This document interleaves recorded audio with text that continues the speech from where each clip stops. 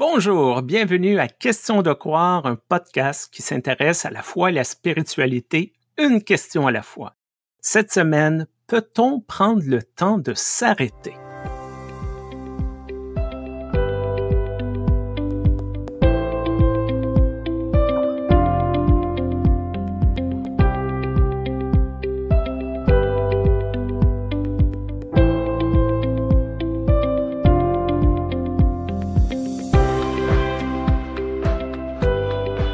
Bonjour à chacune et chacun. Bonjour de ton côté, Stéphane. Bonjour, Joanne. Si je me trompe pas, c'est le dernier épisode de notre deuxième saison, c'est ça? Exactement. Alors du coup, je me suis dit, sur un dernier épisode, j'ai envie qu'on aborde un sujet qui m'agace là un petit peu. En plus, on est aux portes de l'été, que ce soit donc en Amérique du Nord ou en Europe francophone. Voilà, on est aux portes de l'été. C'est que il y avait un article dans le journal français protestant qui s'appelle Réforme. Il y avait un article qui expliquait un petit peu le nouveau congé sabbatique de l'Église protestante unie de France, donc une église dont je me sens proche, qui est une église avec laquelle j'ai souvent collaboré.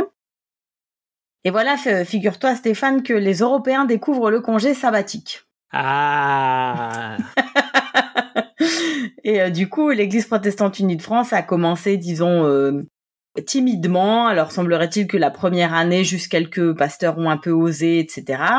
Et puis certains ont fait remarquer que s'il fallait attendre 25 ans de ministère pour avoir droit à un congé sabbatique, étant donné qu'il y en a pas mal qui commencent maintenant à 40 ans, c'est fichu quoi. Donc ils ont abaissé le seuil à 15 ans. 15 ans de ministère, et là t'as droit à 4 mois. Oula, 4 mois de congé sabbatique. Et là, d'un seul coup, il y en a eu beaucoup plus qui étaient intéressés, bien sûr. C'est cohérent et logique. Et l'article expliquait bien, tiens-toi bien Stéphane, du début à la fin, l'article nous a bien expliqué qu'il s'agit de tout sauf d'un temps de repos. Tu as un projet, tu dois faire des choses, une marche, un truc, tu dois gravir des montagnes, tu dois t'en aller voir de la famille ou t'occuper de tes enfants ou écrire un livre. Enfin, tu dois avoir un projet. Tu dois absolument pas, pendant ces 4 mois, ne rien faire. Et ça m'a agacée. Mais quel est le sens d'un congé sabbatique si justement on peut pas dire aux gens « Non, moi je vais rien glander du tout. Je vais être là, peinardos, je vais me faire des petits mojitos sans alcool, en lisant des petits bouquins, et puis je regarderai des séries, ou des vieux films, ou je sais pas ce que je veux, quoi. » Pourquoi il faut absolument que j'aille faire du trekking, et du rafting, et du climbing?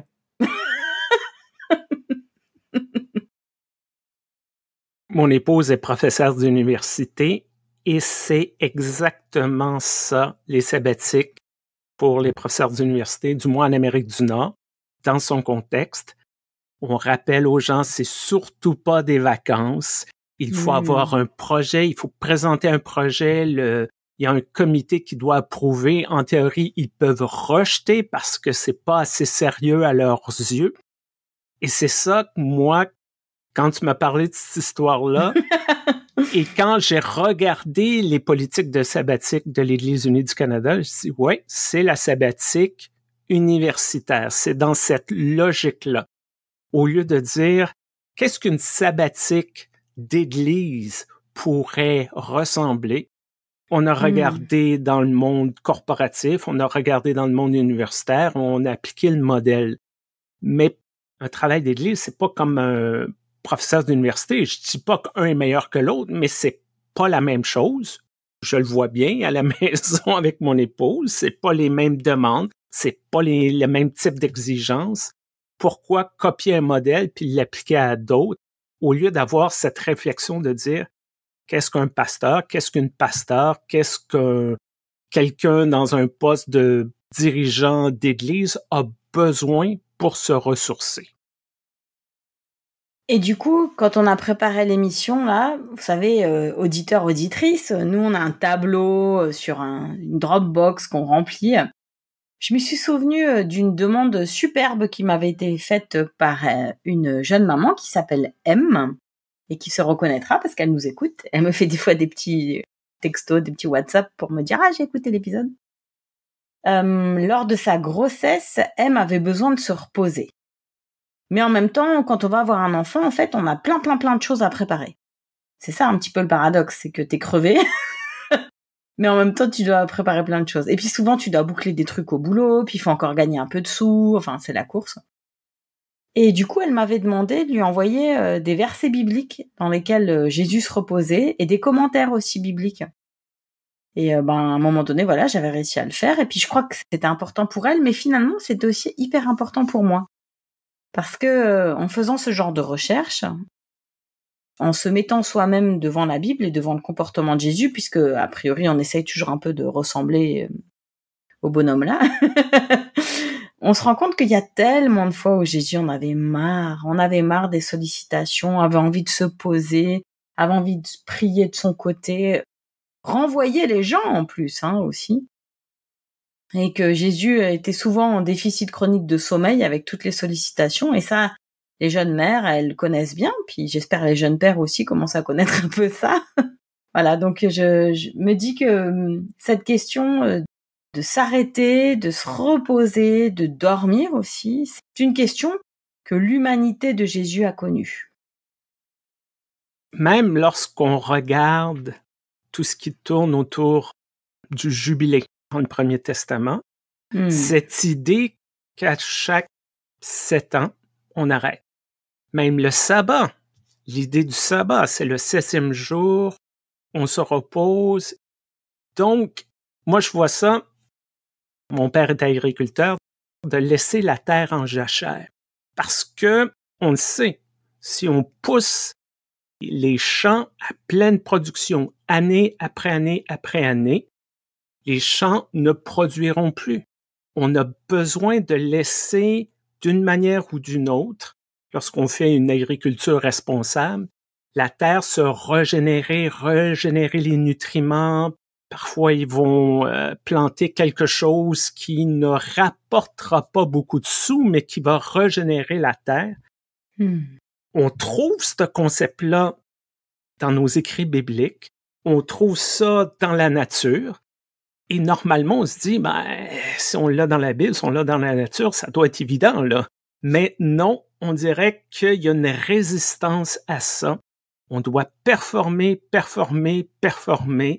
Que vont dire les paroissiens, les paroissiennes si le pasteur est pas là? Moi, je dis, écoute, on n'est pas si important que ça. Oui, on est important, mais la Terre arrêtera pas de tourner là si on disparaît quelques mois, là. C'est sûr que pasteur arrive, puis bon, la semaine prochaine, je disparais, je suis pas malade, mais je disparais pour 4 mois. Non, si c'est bien fait, c'est bien préparé, si la paroisse a déjà investi dans du leadership chez les laïcs, ça va bien. Mais c'est cette idée-là que le pasteur doit tout mener, qu'il ou elle est essentiel. Je pense que ça dit quelque chose sur une vision d'église aussi. Et puis en plus, c'est un petit peu comme si on prenait une place qu'on n'a pas dans la société en fait. Pour de vrai, quels sont les services essentiels? Les services essentiels, c'est les services de santé. C'est vrai que si les services de santé fermaient le dimanche, pour la santé globale, ce serait bien compliqué. Donc heureusement qu'on a les urgences, les hôpitaux et tout. Les services essentiels, c'est tout ce qui est finalement monitoring, c'est-à-dire on a besoin de continuer à avoir de l'eau courante, de l'électricité. Et puis les services essentiels, c'est la sécurité. Moi je suis quelqu'un de très progressiste, mais je fais pas du tout partie des courants qui disent qu'il faut plus de police et non, pas du tout, c'est pas vrai. Il faut bien qu'il y ait des surveillants de prison et ils peuvent pas dire le dimanche on sera pas là. Ils ont voilà, les services sociaux, les services du care, toutes ces personnes-là, il faut qu'on les soutienne et qu'on les aide parce que effectivement, ce sont des services essentiels. Et j'en oublie d'autres parce que je suis pas une super bonne planificatrice, mais nous, en l'occurrence, on fait partie des services qui sommes là pour soutenir les services essentiels. On va pas inverser la donne, en fait. Les choses, elles doivent bien rester à leur place. Et de même, finalement, je trouve que pour ce qui est de la consommation, on devrait pouvoir arrêter un jour par semaine de consommer. C'est pas essentiel d'aller s'acheter du gel douche le dimanche. En vérité, on trouvera bien un petit morceau de savon quelque part par là. Alors, on remercie aussi celles et ceux qui ont des commerces de proximité. En France, pendant longtemps, on avait cette habitude de les appeler les épiceries arabes. Pourquoi? Parce qu'elles étaient tenues par des personnes arabo-musulmanes ou arabo-descendantes. Mais en l'occurrence, les grands supermarchés, ce que vous appelez vous les malls, tous ces trucs-là, on devrait pouvoir arrêter ça le dimanche. Ça relaxerait une partie de la société. Ça permettrait de pas consommer tout ce qu'on consomme là-dedans, ne serait-ce qu'en électricité et tout, en énergie humaine. Et puis, du coup, ça nous permettrait peut-être d'être un peu chez nous, de chiller. Et bien sûr, quelques petits commerces d'appoint, de proximité pour les personnes âgées, dépendantes et tout. Voilà, il s'agit toujours d'être bienveillant. Alors nous, en Europe, surtout en France, l'histoire du dimanche, c'est une histoire qui est très, très idéologique. Moi, je la pense vraiment d'un point de vue tout à fait du Shabbat, c'est ça, c'est-à-dire de la pause. Je la pense pas d'un point de vue idéologique, il faut respecter le dimanche parce que c'est chrétien et tout. Non, pas du tout. Moi, je le pense d'un point de vue de la pause, de se dire, il y a des jours où on n'a pas besoin de consommer massivement. On peut avoir des petits commerces tenus par des personnes qui sont d'accord de le faire, mais pas de consommation massive. C'est quand même hyper étrange d'attendre le dimanche pour aller s'acheter un grand nouvel écran plat. Il y a peut-être moyen de planifier ça un peu différemment. C'est pas indispensable, je veux dire. Voilà. Bon. Dans l'un des grands journaux, ils ont fait, il y a quelques semaines, un grand dossier sur ralentir le mode de vie. Et on voyait que les gens avaient ce fantasme-là. Travailler moins, prendre plus de temps avec ses proches et tout ça. Mais en grattant un peu, personne ne le faisait. Il y a des gens qui n'ont pas le choix de travailler un nombre horrible d'heures parce que ils ont pas de sous, c'est des gangs petits. Oh. Mais il y a des gens qui font des bons boulots, qui pourraient travailler moins. Comme tu dis, prendre une journée où on fait des petits trucs, mais on se casse pas la nénette, non. Et je pense que ça en dit beaucoup sur ce que c'est l'Amérique du Nord, du moins. C'est une société de production. La valeur d'une personne correspond à combien il ou elle produit, combien de choses que tu accomplis, combien d'heures tu travailles. Quelqu'un qui travaille 60 heures semaine, oh wow, c'est beau. Il n'y a pas grand monde qui dit, c'est un peu immoral ça. Tu passes pas de temps avec ta famille. C'est ça. Moi, je vois des pasteurs emboîter le pas là-dedans, là, embarquer dans ce modèle. Je travaille là 7 jours semaine, ça fait 5 ans que j'ai pas pris de journée de congé. J'ai de la compassion pour ces gens-là, de dire, hey, ça fait 5 ans que t'as pas pris le temps de respirer. Wow! Oh là là. Et comment tu peux être pertinent devant les gens qui t'écoutent si tu travailles constamment, tu es toujours dans les livres de théologie, c'est bien, là. Mais si t'es pas conscient de c'est quoi la vie en dehors de ta petite paroisse puis ton petit poste de pasteur, il y a de quoi un peu d'amoral, mais on valorise ça. C'est vraiment le curriculum vitae, c'est toujours tes accomplissements et il faut surtout pas que tu aies un trou d'1 an dans tes emplois parce qu'ils vont dire « Ah, c'est louche, là ». Au lieu de dire, ben écoute, j'ai pris 1 an, j'ai travaillé sur moi-même et je suis une meilleure personne maintenant. Non, on veut quantifier la performance. C'est quelque chose qui m'a beaucoup plu là dans ce processus d'embauche que je vis avec l'Église évangélique réformée du canton de Vaud. Si on fait une saison 3, peut-être que du coup, cette fois-ci, je parlerai davantage du canton de Vaud, Lausanne et tout le canton que de Zurich cette fois-ci. C'est qu'on m'a demandé un petit peu mes expériences pour pouvoir évaluer mon salaire. Et dans mes expériences, tu vois, il y avait aussi expérience associative, expérience de leadership, expérience avec mes enfants. Combien j'avais eu d'enfants? Expérience comme proche aidante. Puis je crois que j'en ai déjà parlé dans le podcast. J'ai essayé de m'occuper un peu de mon abuelita, ma grand-mère, ma grand-maman. Donc ça, j'ai pu le mettre. Ça m'a fait du bien de pouvoir juste le mettre. Et moi, j'ai pas été touchée par cette épreuve de vie, mais on pouvait aussi mettre les deuils. Les deuils surtout avec les plus proches. Alors moi, j'ai qu'un très proche. Et donc, j'ai trouvé ça hyper touchant parce que du coup, ça veut dire que il y a un choix un jour qui a été fait de valoriser l'expérience pastorale, aussi les expériences de vie. Et je trouve que c'est magnifique parce que c'est sûrement des temps où on est obligé de s'arrêter. Un deuil massif, on s'arrête. Et comme tu dis, ça fait un trou dans le curriculum vitae. Et là, ça fait pas un trou. Là, c'est quelque chose qui est valorisé. J'ai des amis, plusieurs ont eu des enfants et ont fait le choix de rester à la maison pour débuter la vie de ses enfants. Et qu'est-ce qu'on dit? Devant un panel d'hommes, souvent, je dis pas que tous les hommes comprennent pas, mais c'est toujours ça. C'est le trou, c'est le système de compensation aux retraites qui est calculé selon les années de travail. Et si tu prends 3 ans pour tes enfants, ben c'est 3 ans de moins d'accumuler pour tes retraites. Je comprends comment le système fonctionne, mais on fait peu de place justement à ces autres choix et d'avoir un candidat, une candidate devant soi qui a dit « Moi, je me suis choisi pour un meilleur équilibre de vie. » Je sais pas, moi, comme employeur, je serais sensible à ça. Ah ouais.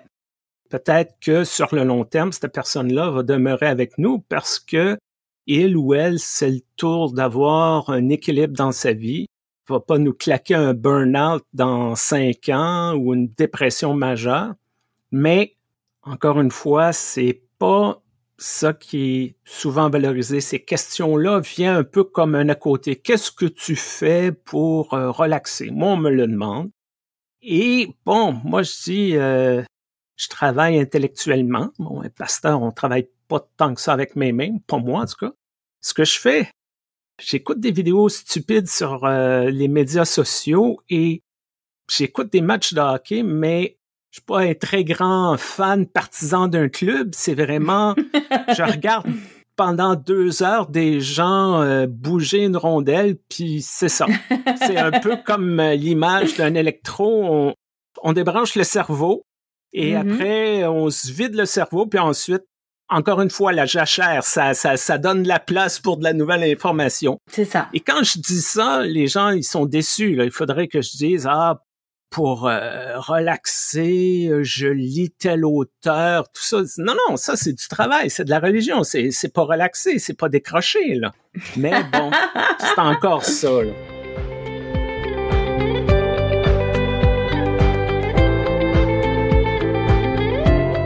C'est vrai que je me rends compte, je suis assez accro aux notifications et je comprends pourquoi.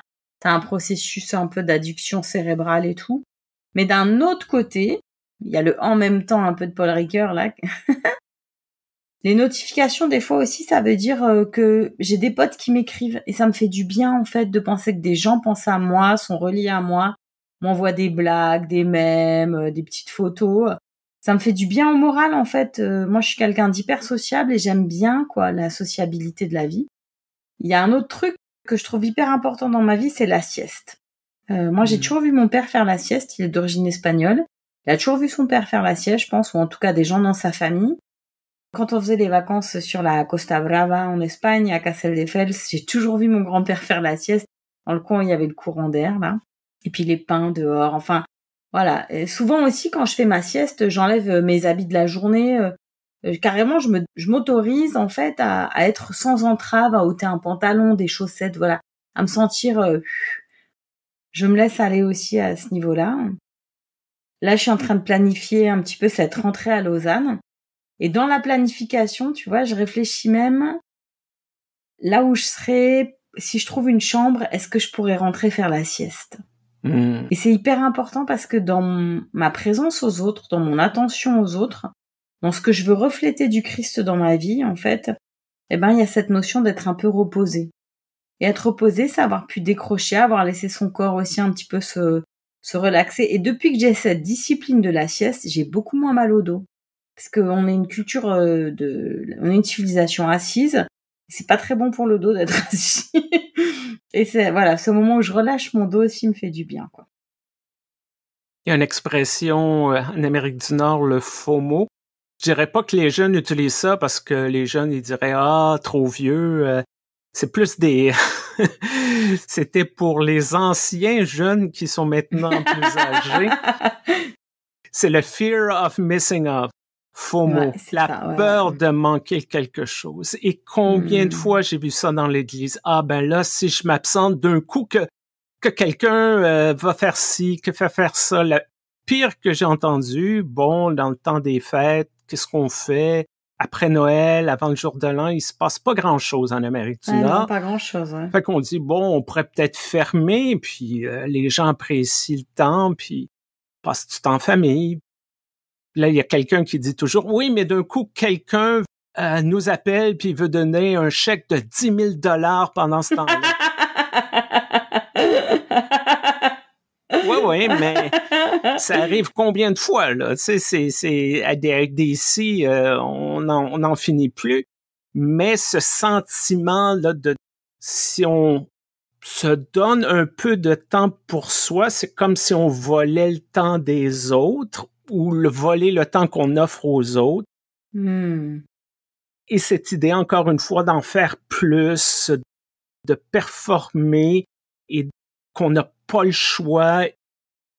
Encore une fois, si je prends une journée de congé, la Terre va continuer à tourner, les choses vont fonctionner, les gens vont se rendre compte que c'est pas la panique, c'est pas la catastrophe et ils et elles peuvent utiliser leur cerveau pour décider des choses. Ils n'ont pas besoin d'attendre le pasteur qui dit « Ah, ça, il faut faire ça comme ci, ça, il faut faire ça comme ça. » Donc, c'est d'apprendre à lâcher prise et de pas se prendre trop au sérieux, de pas se prendre au jeu de « je suis la personne la plus importante de ma communauté de foi ».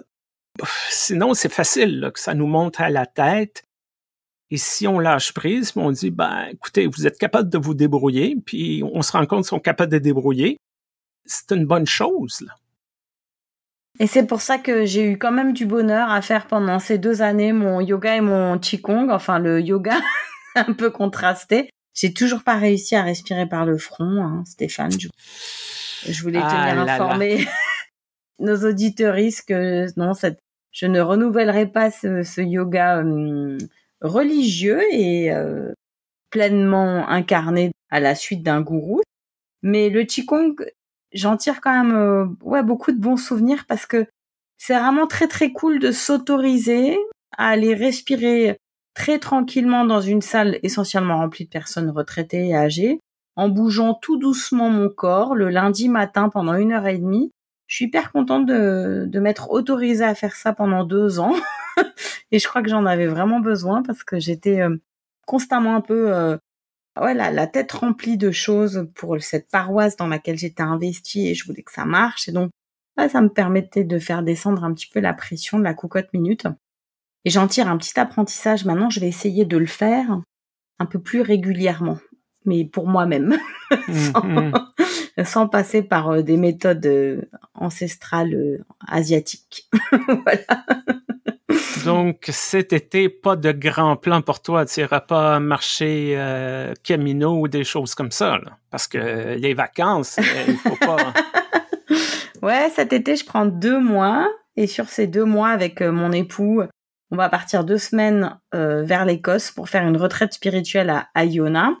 Mais on va pas le faire à pied ou quoi. On va prendre les trains, les bus, les ferries. On y va en mode tranquille. Voilà. On ne prend pas d'avion cet été. On essaye d'être plus dans quelque chose de contemplatif dans notre voyage. Et puis, c'est un peu les 2 mois de break avant de commencer cette nouvelle vie vers Lausanne. Donc, on se dit que c'est pas mal. Ça peut être le moment de prendre ces 2 semaines-là. Et puis, du coup, je vous ferai une petite capsule depuis l'Écosse. Et toi, Stéphane, tu vas aller marcher avec seulement un pagne autour de la taille sur je ne sais quelle côte canadienne pour te prouver à toi-même que tu peux survivre. Pas du tout.